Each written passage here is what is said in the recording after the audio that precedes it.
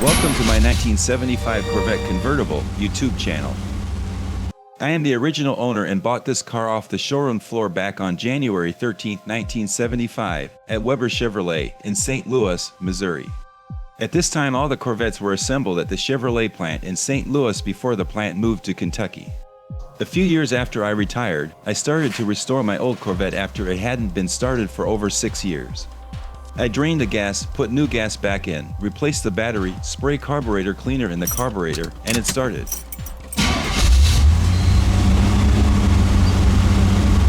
Living in Arizona, a working AC is a must. Several years ago, I had the AC converted to R143A. When I turn on the AC, nothing happens. No fans at any speed, the AC clutch wasn't engaging. Even with the AC controls set at vent, the fan blower would not go on. So, I pulled out the electrical schematic for the AC. I checked the 25 amp AC heater fuse that is placed under the dash on the driver's side. Could GM put this in a more difficult place to access? While standing on my head and my trusty voltmeter, I read 12 volts on both sides of the fuse when the ignition was turned on to see the parking brake light come on, but not far enough to start the car. So, the fuse is good. The fuse output goes to the master switch, which is part of the AC and heater control panel unit. The master switch is closed when the AC control is moved away from the off position. As the schematic shows, the output from the master switch goes two places. One to the compressor switch, which is also a part of the AC control unit when max AC, normal AC, or bi-level is selected.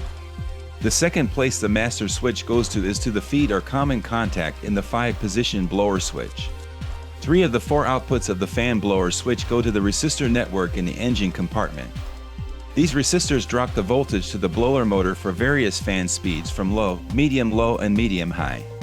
Note that the high-speed setting bypasses the resistor network and goes to the AC relay in the engine compartment. However, since no fan speeds worked, I focused on why the blower motor wasn't going on. Note that over the nearly 50 years, I had already replaced the AC relay, the blower motor, and the resistor network, and I just replaced the AC control unit containing the master and compressor switches, and I had to buy separately the fan switch. An easy way to tell if power is getting through your AC control unit, out into the engine compartment, is to pull off the discharge pressure switch connector and see if 12 volts is reaching the tan wire when the ignition switch is on and the AC unit is on either max, normal, or bi-level AC. One thing I should point out is that my AC system has been intermittent over the last several years, and I never was able to figure out why until now. Here is the reveal. As part of my restoration, I replaced the shifter center console due to nearly all of the screw attachments had broken off. I will post a video on how difficult that turned out to be. If you own one of these C3 Vettes, you already know nothing is simple on this car. The reason for the intermittent AC was the AC control unit master switch contact was being pushed up by all the wiring that goes through the shift center console. As shown here, when a wire or something is directly underneath the AC control unit, it will prevent the master switch from closing. As a result, it is like the AC system is off, even though the AC selector is not in the off position.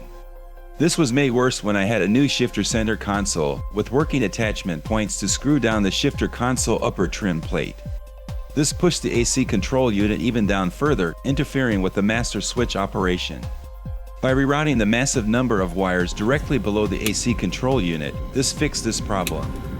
Now I have a consistently working AC system. Thanks for watching.